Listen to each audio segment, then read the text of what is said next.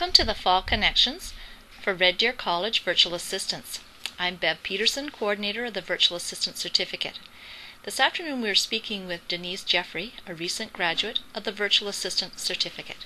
Hi, I'm Denise Jeffrey, and my business is About Time Virtual Assistants and Commemorative Services. So that's VACS for short, because it's a real mouthful.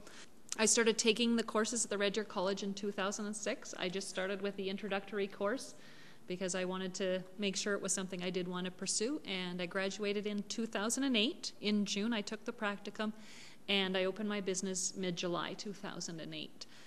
Right now, I have one main client that I'm doing work for, and I built a database for him, for his information, and I've just helped him input a bunch of information into that database. So, went out and actually it lives in Sylvan Lake, so we have met face-to-face as well, and just went through what the information was that he was looking for, and I built the database, and we've got that going now.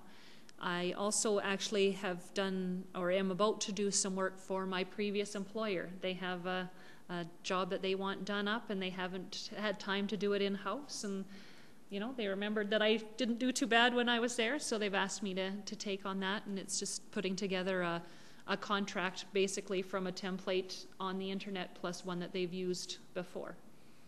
I also have, I've spoken with a couple other people, with someone that Bev referred to me, and I just briefly exchanged some emails with her. That'll be something new for me once I've met with her to find out exactly what we can do to work together. I've also spoken with someone, and this speaks to how you get clients with word of mouth. I've chatted with a gentleman on the phone whose partner bought my sister's vehicle. And he was looking for a truck, bought my sister's vehicle, and my dad and my sister were chatting him up because he was starting a new business, so they were telling him what I was doing. And he phoned me on the phone and asked me some questions, and we spoke for a while, and I have to revisit that and send him an email and ask him how it's going, because I sent him some information, and to get started on thinking about what he wants to do with his website, and we'll go from there. And my brother-in-law just called me yesterday too to say, well, you better get me some business cards, because I know people who are starting businesses all the time. So that's all through word of mouth. So my main client right now that I've worked with is building a database. As far as a niche, I haven't really decided what that is yet, and I think that's probably makes it a little harder to go out and get clients, simply because when you know what your niche is, you can research that niche, you can find out what their problems are, then you can find out what solutions you can offer, and then you know who to target. And I think that's where I need to sit down and really think about what it is I want to do. I really like doing the creative, doing the photo editing and the pictures and the slideshows and all that stuff.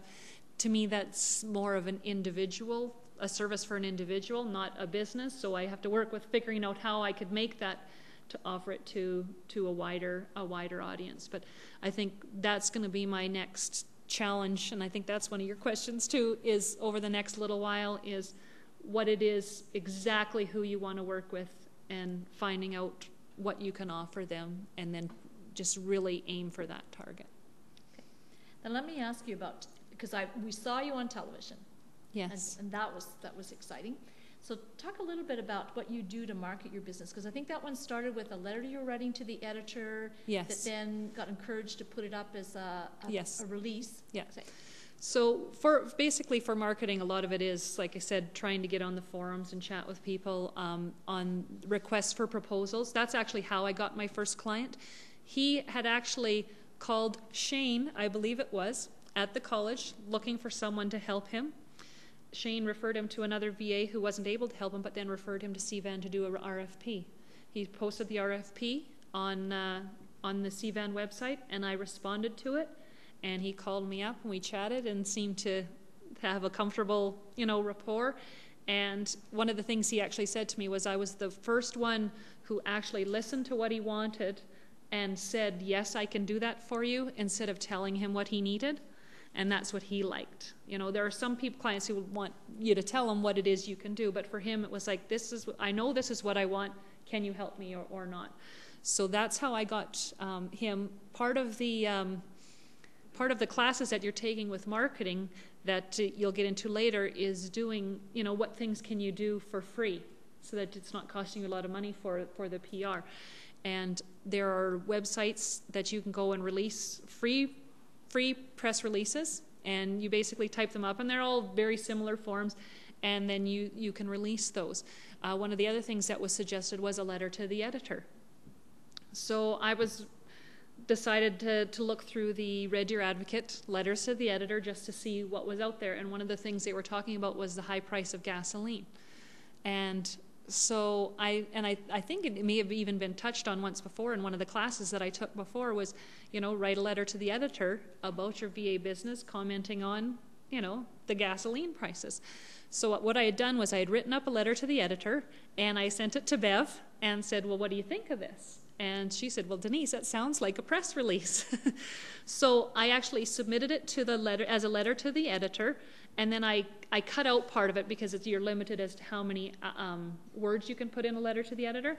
So I submitted it as a letter to the editor, plus I also submitted it to probably about 10 or 15 of the free press release websites to get it on the internet.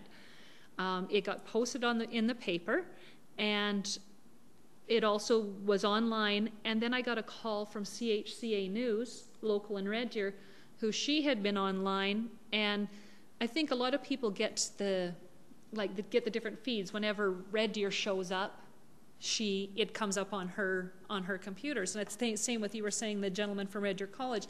If Red Deer College is ever mentioned in a news release, he gets it dumped into his email. So she had seen Red Deer on this press release and started reading my press release, called me for an interview, just because of the free press release. So she called, came to my house. She didn't really know a whole lot about what a virtual assistant was or did. And so within the span of 1 week, I had the press releases, the letter to the editor, plus an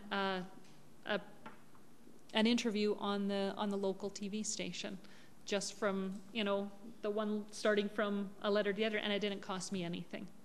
So I didn't receive a lot of, I didn't have people breaking down my door after that, but I got some encouragements from some VAs who've been in the business a long time, and she said, you'll be surprised how far that does go, because she said in 6 months you could get a call from somebody who didn't need a VA then, but maybe it started the ball rolling in the back of their head, and then 6 months later, they have a project that they need help with, and they think, now, who was that girl that I saw on the TV? And then they go looking for you, and they find you and call you. So, but it wasn't money I had to put out. Good deal. All right, let's open it up to the floor. Anyone have questions? And I'll try to repeat. Okay, so Caroline wanted to know about your prior experience, if you had any, before you started the VA, and then how you may have incorporated some of that prior experience into your VA business. I had 18 years experience in an office setting. I actually worked for TransAlta Utilities for 10 years in project support. So I designed power lines and did customer service that way. And then when my job got moved to Calgary, I moved to a small business. I went from a large corporation to a small business, so I actually have experience in both. It was a small business where I did a lot of work on databases and PowerPoint presentations, and I think that's where I found that those are things that I really like to do, and it all comes with the creating things and building things. So I think the biggest thing was, I think the experience shows a lot. Like, it's something you can put on your website that you have worked in the administrative field for 18 years. The fact that you're certified through a college, I think, is good. So those are things that I highlight when I send things out, that I have 18 years experience, that I have gone to the college to get certified, and those are the skills that I found that I like to do over the years. So that's sort of where, like I said, where I gear my services to. Thank you very much, Denise. That was helpful and informative.